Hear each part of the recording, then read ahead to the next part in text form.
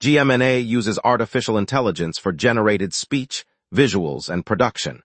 AI-generated content may contain errors. Please verify important information before making decisions or taking action.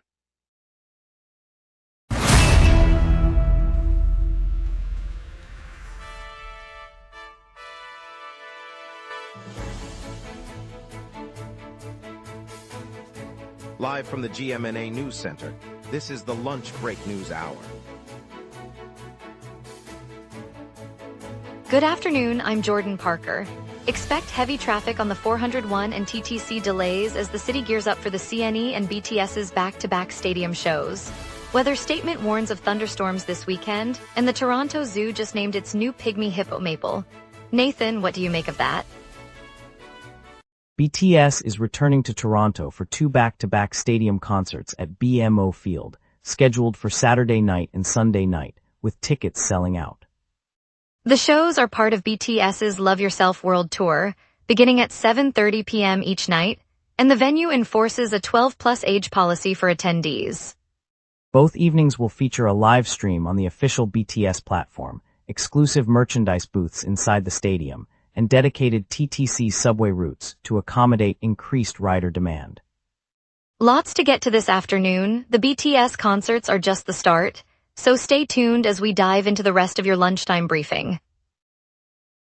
Here are our top stories. Toronto expects heavy transit delays and road congestion this weekend as the Canadian National Exhibition, multiple festivals, and two BTS concerts at Rogers Stadium draw record crowds. Dev Showri has the full story. Commuters and drivers should brace for gridlock as the city rolls out the first full weekend of the Canadian National Exhibition, alongside a packed lineup of festivals, concerts, and major games. Transit riders can expect long waits on subways, streetcars, and buses, with service advisories posted across the system. Roadways around the exhibition grounds and major arteries are slated for slow-moving traffic, especially near Rogers Stadium where two back-to-school shows are scheduled. Officials warn that demand will far exceed normal levels, prompting extra vehicles on the streets and crowded platforms. Travelers are urged to allow extra time for their journeys and to check real-time updates before heading out. Dev Showri, GMNA News, Toronto. Canada has imposed a 3-week quarantine on travelers from Ebola-stricken Democratic Republic of Congo, a move aid workers say is hindering the outbreak response. Lily Madeline Seguin will explain. Tobias Kwan has the full story. The Federal Health Ministry rolled out a 3-week quarantine for anyone arriving from the Ebola-hit Democratic Republic of Congo, a measure announced in late May. Aid workers on the ground say the restriction is slowing the flow of personnel and supplies needed to contain the outbreak. They warn that extending the isolation period could further impede the response and jeopardize coordination with local teams. Officials stress the policy is meant to protect Canadians from potential transmission, but the humanitarian community fears the timing will hamper critical interventions. The debate continues as health officials monitor the situation and evaluate the balance between safety and urgent aid delivery. Tobias Kwan, GMNA News, Toronto. An Ontario Superior Court judge granted bail to a woman charged with human trafficking, bypassing the new rule that demands a cash deposit within 48 hours. Ainsley Booth has the full story. The courtroom buzzed as the Ontario Superior Court judge signed the bail order for a woman accused of human trafficking. Under the province's new bail reforms, a full cash deposit must be posted within 48 hours for offenses of this severity. In this case, the judge authorized release without demanding the required payment, allowing the suspect to walk free pending her next hearing. Provincial officials have been rolling out the reforms in recent months, aiming to tighten financial conditions on serious charges. Lawyers for the Crown noted the departure from the stipulated procedure, while the defense team prepared paperwork for the suspect's upcoming court date. The decision comes a day after the new rules took effect. Ainsley Booth, GMNA News, Toronto. Marineland's fourth group of captive whales departed Friday night, August 21st, after the Niagara Falls Park closed. The relocation continues as the amusement complex remains shuttered. Ainsley Booth has the full story. At the edge of the former Marineland grounds, a convoy of trucks rolled out just after sunset Friday night, ferrying the fourth group of captive whales away from the shuttered park. Handlers guided the massive marine mammals from their holding tanks onto specially designed transport modules, securing each animal before the vehicles headed toward a new facility. The move follows 3 earlier relocations, part of a broader effort to rehome the park's cetaceans after Marineland closed its doors. Officials said the fourth cohort consists of 4 whales, all examined by veterinarians before departure. The trucks disappeared down the access road, marking the latest step in the park's winding down. The scene was quiet, with only the low hum of the engines breaking the night air. Ainsley Booth, GMNA News, Niagara Falls. Environment Canada has issued a special weather statement warning of heavy rain and thunderstorms across the Greater Toronto Area, including Peel and Durham, for Saturday and Sunday. Dev Showry has the full story. Heavy rain and thunderstorms are moving into the Greater Toronto Area, with Environment Canada issuing a special weather statement for Saturday, August 22nd through Sunday, August 23rd. Forecasters expect intense downpours across Toronto proper, as well as the Peel and Durham regions, bringing localized flooding and strong gusts. The storm system is tracking eastward, delivering lightning activity that could affect outdoor events and travel routes. Residents are advised to monitor road conditions, especially on major arteries like Highway 49 and the 401, as water levels rise quickly. Emergency services are on standby to respond to any incidents caused by the wet conditions. Stay tuned for updates as the weather unfolds. Dev Showry, GMNA News, Scarborough. Our next story dives into BTS's back-to-back stadium concerts, plus a look at the looming thunderstorm threat. We will be right back. Every day, important stories happen across the city before any news crew arrives.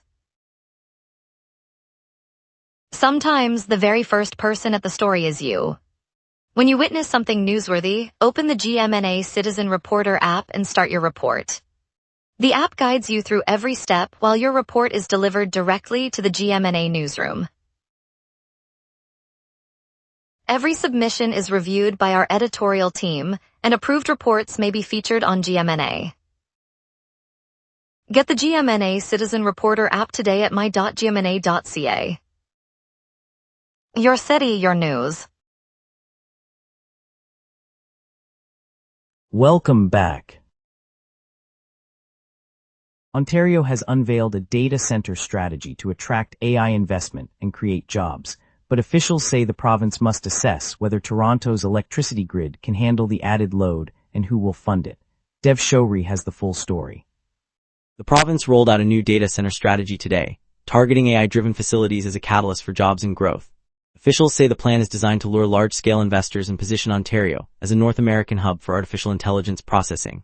Critics, however, are flagging the strain such power-hungry sites could place on Toronto's aging electricity grid, questioning whether existing infrastructure can meet the surge in demand without costly upgrades. The government has not yet detailed how the additional load will be financed, leaving utilities and ratepayers uncertain about future bills.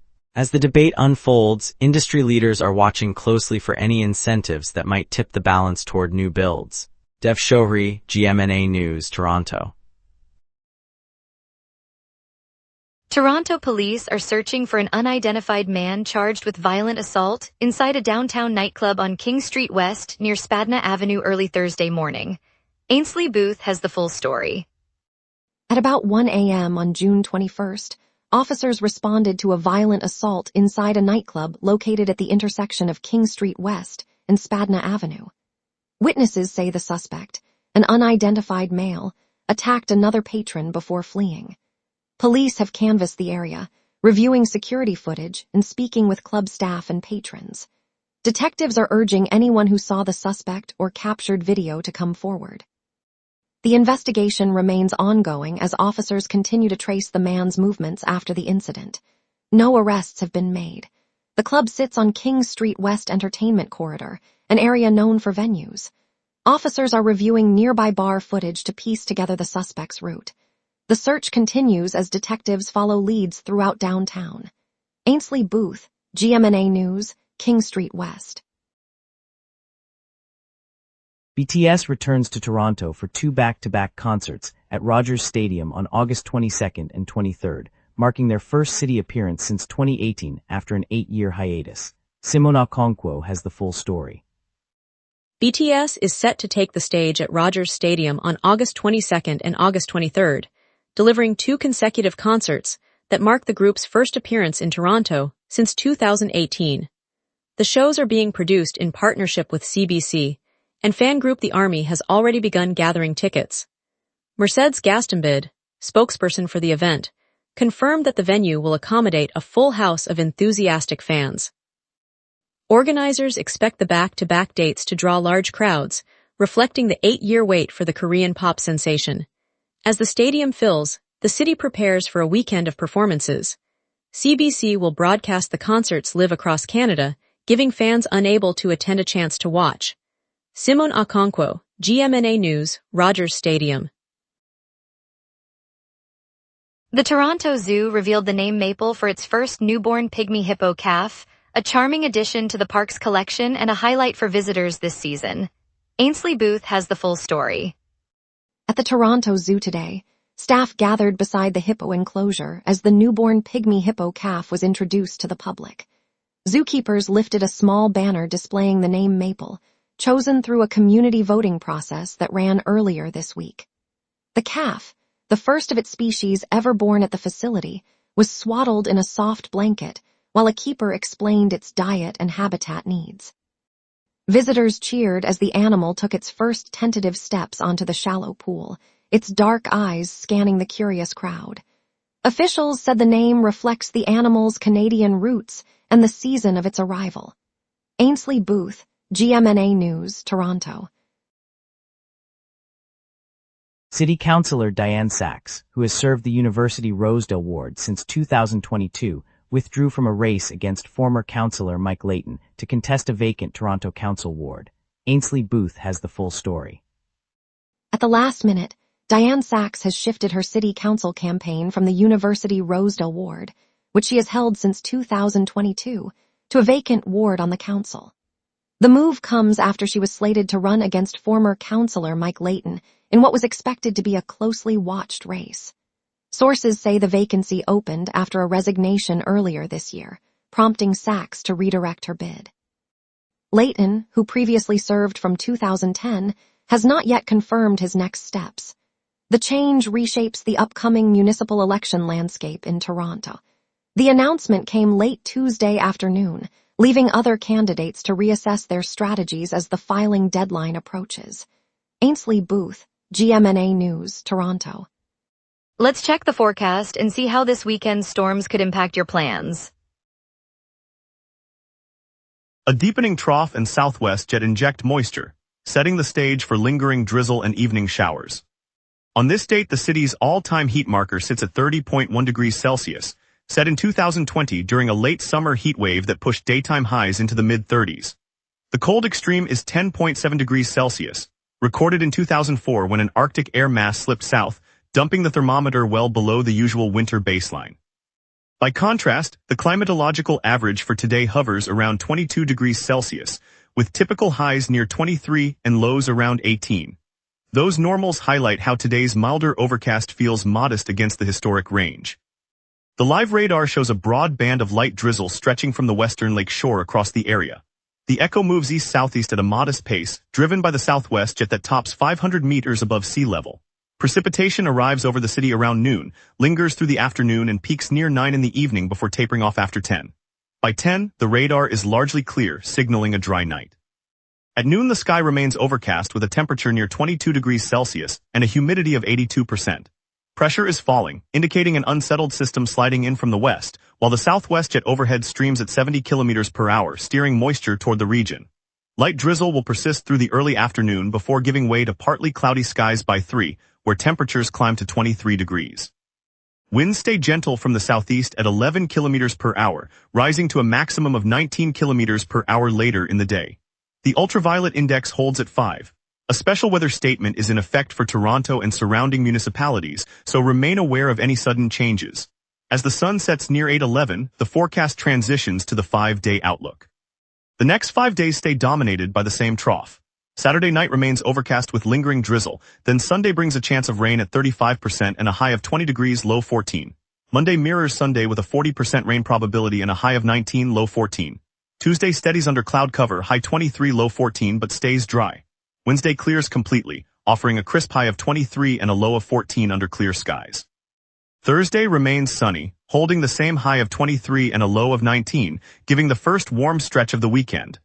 The pattern reflects a slow eastward shift of the low-pressure system, keeping moisture away after midweek. And that's your weather. Remember, the lunch break is also available as a podcast.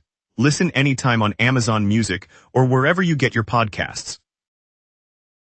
With 401 traffic snarling, BTS back for 2 stadium nights, and the Jays' 3-1 loss to the Yankees, stay tuned, we will be right back.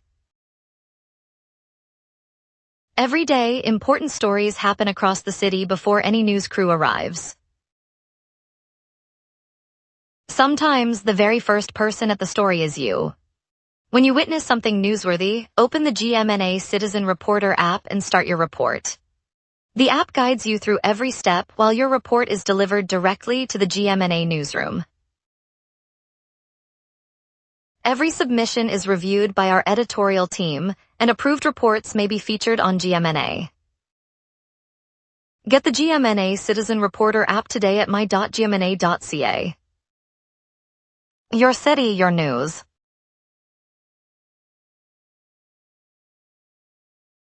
Highway 401 eastbound is shut between Avenue Road and Yonge Street.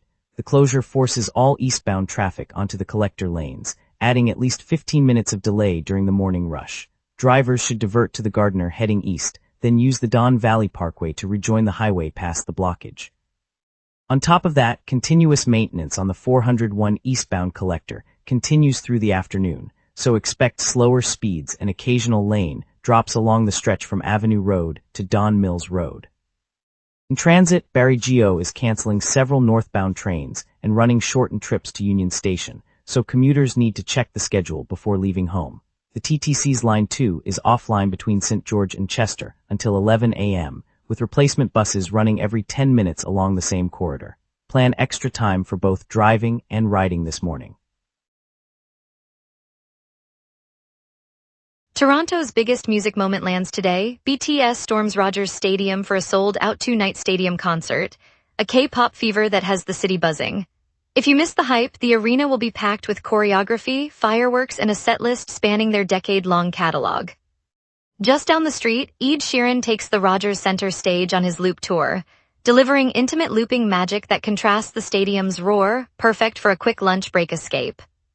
Sports fans, the Argonauts clash with the Hamilton Tiger Cats at BMO Field in a classic CFL showdown, a rivalry that always brings high-octane drama to the gridiron.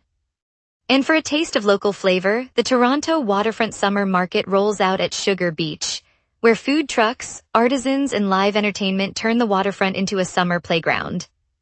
Looking ahead, Sankofa Fest kicks off tomorrow at Sankofa Square, promising a day of music, art, and film. Stay tuned, the weekend's just heating up. And now here's Marcus with sports. A swing of fortunes for Toronto as the Jays face highs and lows. Toronto fell 3-1 at Yankee Stadium after Spencer Jones' 2-run blast in the second inning broke a tight game. The loss drops the Jays a game behind the division leader and underscores the need for timely hitting as the stretch run approaches. Cam Schlittler anchored the Yankees staff, while rookie Spencer Urquidy entered for relief and absorbed the loss, highlighting Toronto's fragile bullpen depth. The outing forces the Jays to reassess middle relief options and could reshape the rotation heading into the next road trip. Shane Bieber delivered a 7-inning masterclass, limiting Tampa Bay to 1 run as Toronto cruised to a 5-1 victory. The performance cements Bieber as the staff ace, gives the rotation a reliable anchor, and puts the Jays in a strong position for the upcoming series. Stay tuned, the Jays' next chapter unfolds this weekend. Thanks, Marcus. Green Shield, now open in downtown Toronto's Commerce Court South, is Canada's only national nonprofit healthcare and insurance organization. Today the doors swung open on a fresh office that brings 700 staff under one roof, uniting the team that once scattered across the city. The move means faster, more coordinated service for Ontarians, from simple claims to complex health programs, and signals a stronger local presence in the heart of the financial district. For Torontonians, it's a reminder that a city built on caring for its people can thrive when the people who protect our health choose to work right here. Greenshield's downtown home is a boost for the neighborhood's economy and community spirit. Later we'll hear Ontario police renewing appeals for leads in the 21-year-old BC woman case. Stay tuned, we will be right back. Every day, important stories happen across the city before any news crew arrives. Sometimes the very first person at the story is you. When you witness something newsworthy, open the GMNA Citizen Reporter app and start your report. The app guides you through every step while your report is delivered directly to the GMNA newsroom. Every submission is reviewed by our editorial team, and approved reports may be featured on GMNA. Get the GMNA Citizen Reporter app today at my.gmna.ca. Your city, your news.